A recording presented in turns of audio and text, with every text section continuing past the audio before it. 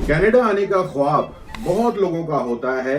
किसी के लिए ये बेटर फ्यूचर का ख्वाब होता है, किसी के लिए ये फैमिली को सपोर्ट करने का, और किसी के लिए एक नई जिंदगी शुरू करने का। जब स्टूडेंट वीजा अप्रूव होता है, टिकट बुक होता है और एयरपोर्ट पर फैमिली को गुड बाय कहा जाता है, तब लगता है कि मुश्किल हिस्सा खत्म हो गया। लेकिन असल में कहानी वहां से शुरू होती है जब आदमी कनाडा पहुंचकर पहले कुछ महीने हर चीज ऑब्वियसली नई नई लगती है। नया मुल्क, नए लोग, नया सिस्टम, नई जिम्मेदारियां, फिर कॉलेज या यूनिवर्सिटी शुरू होती है। असाइनमेंट्स हो गए, एग्जाम्स हो गए, part time jobs, rent, bills, groceries, और इन सब के दरमियान एक ही उम्मीद होती है, बस ग्रेजुएशन हो जाए फिर सब सेट हो जाएगा। लेकिन बहुत से लोगों को ग्रेजुएशन के बाद एहसास होता है कि डिग्री मिलना फिनिश लाइन नहीं थी, वो सिर्फ एक चेक पॉइंट था। असल चैलेंज उसके बाद शुरू होता है।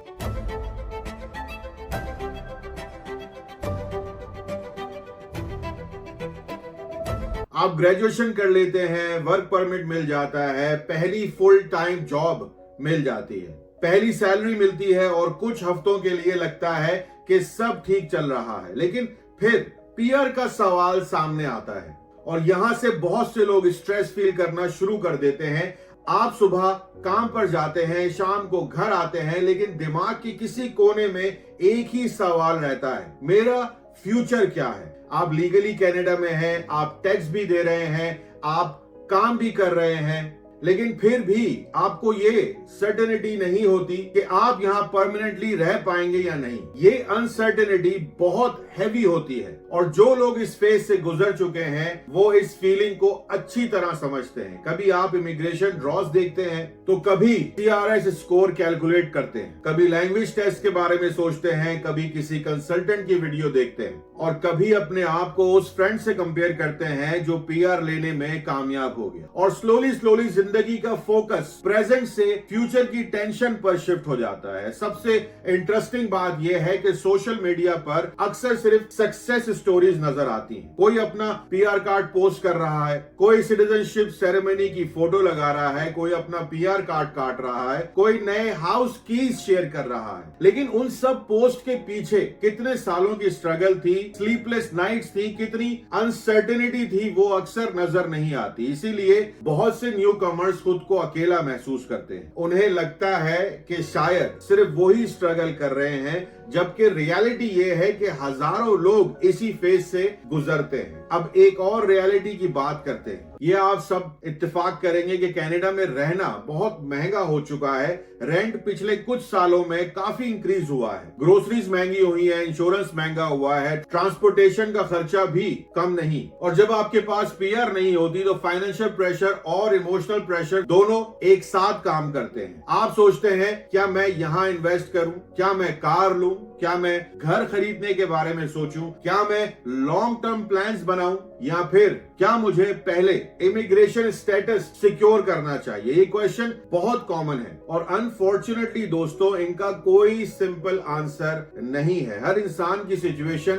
अलग होती है, लेकिन एक चीज कॉमन है बिल्कुल, अनसर्टेनिटी। कुछ लोग इसी प्रेशर की वजह से जॉब्स चेंज करते रहते हैं, कुछ लोग प्रोविंस चेंज कर देते हैं, कुछ लोग एडिशनल एजुकेशन करते हैं, कुछ लोग सेकंड जॉब ले लेते हैं और कुछ लोग इवेंचुअली डिसाइड करते हैं कि शायद कनाडा उनके लिए सही फिट नहीं है। ये भी एक रियलिटी है जिसके बारे में कम बात होती है। हर वो इंसान जो कनाडा आता है ना, वो जरूरी नहीं है कि यहाँ पे सेटल भी हो। कुछ लोग अपने होम कंट्री वापस चले जाते हैं, कुछ किसी और कंट्री मूव हो जाते हैं और कुछ कनाडा में रहकर अपना पाथवे ढूंढ लेते हैं। इसमें कोई शर्म की बात नहीं है, हर जर्नी अलग होती है। लेकिन अगर आप इस वक्त कनाडा में हैं और PR के इंतजार में हैं, तो सबसे पहले ये समझना जरूरी है कि पैनिक करने से कुछ सॉल्व नहीं होता। फेयर और प्लानिंग में बहुत फर्क होता है। फेयर आपको फ्रीज कर देता है, प्लानिंग आपको डायरेक्शन देती है। बहुत से लोग रोज इमिग्रेशन न्यूज देखते हैं, हर एक अपडेट को फॉलो करते हैं, हर रूमर पर डिस्कशन करते हैं, लेकिन अपनी प्रोफाइल इंप्रूव करने पर उतना फोकस नहीं करते। ये सबसे बड़ी मिस्टेक हो सकती है। मेरी हर वीडियो में तकरीबन मैं ये बात पे फोकस जरूर करता हूं कि अपनी प्रोफाइल को आप ठीक करें। आप इमिग्रेशन पॉलिसीज कंट्रोल नहीं कर सकते भाई, लेकिन आप अपनी प्रिपरेशन कंट्रोल कर सकते हैं। आप अपनी लैंग्वेज स्कोर को इंप्रूव कर सकते हैं। आप अपना वर्क एक्सपीरियंस बिल्ड कर सकते हैं, नेटवर्किंग कर सकते हैं, अपनी इंडस्ट्री समझ सकते हैं कि आपको किस फील्ड में जाना चाहिए जहां पे आपका स्कोप हो।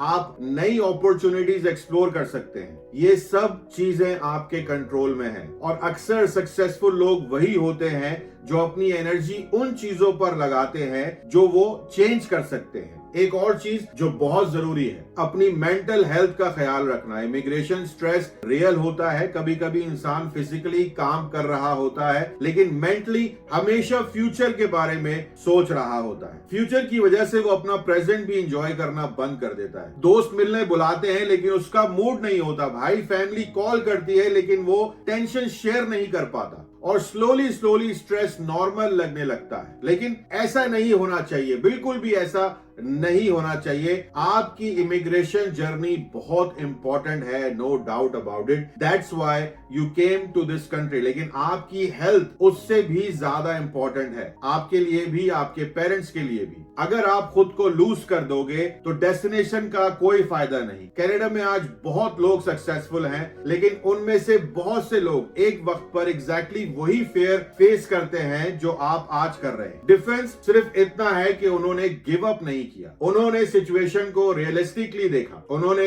अपने ऑप्शंस इवैल्यूएट करे और उन्होंने इमोशंस के बजाय स्ट्रेटजी पर फोकस किया। ये भी याद रखिए, पीआर एक गोल हो सकता है लेकिन वो आपकी वैल्यू डिफाइन नहीं करती। आपकी डिग्री, आपकी स्किल्स, आपका एक्सपीरियंस, आपकी मेहनत, ये सब चीजें वैल्यूएबल हैं, चाहे इमिग्रेशन प्रोसेस कितना भी डिफिकल्ट क्यों ना हो। कभी कभी सोशल मीडिया ऐसे इंप्रेशन देता है कि अगर किसी को पीआर मिल गई तो उसकी लाइफ परफेक्ट हो गई और अगर किसी को पीआर नहीं मिली तो सब कुछ खत्म हो गया। रियलिटी मेरे दोस्तों इतनी सिंपल नहीं है। ये वीडियो स्पेशली उन लोगों के लिए जो इस डिप्रेशन से गुजर रहे हैं कि पीआर नहीं मिली तो क्या हो। पीआर एक इंपॉर्टेंट माइलस्टोन है, नो डाउट अबाउट इट, लेकिन सक्सेसफुल लाइफ सिर्फ एक डॉक्यूमेंट से डिफाइन नहीं होती। इसीलिए अगर आप इस वक्त कनाडा में हैं और पीआर का वेट कर रहे हैं तो अपने आप को किसी और से कंपेयर मत कीजिए। हर प्रोफाइल अलग है, हर जर्नी अलग है, हर टाइमलाइन अलग है। किसी को जल्दी सक्सेस मिल जाती है, किसी को ज्यादा टाइम लगता है और कुछ लोग अनएक्सपेक्टेड राउट से अपना गोल अचीव कर लेते हैं। सबसे जरूरी बात यह है कि आप इन्फॉर्म्ड रहें, प्रिपेयर्ड रहें और रियलिस्टिक रहें। दोस्तों, रियलिस्टिक रहना बहुत जरूरी है। कनाडा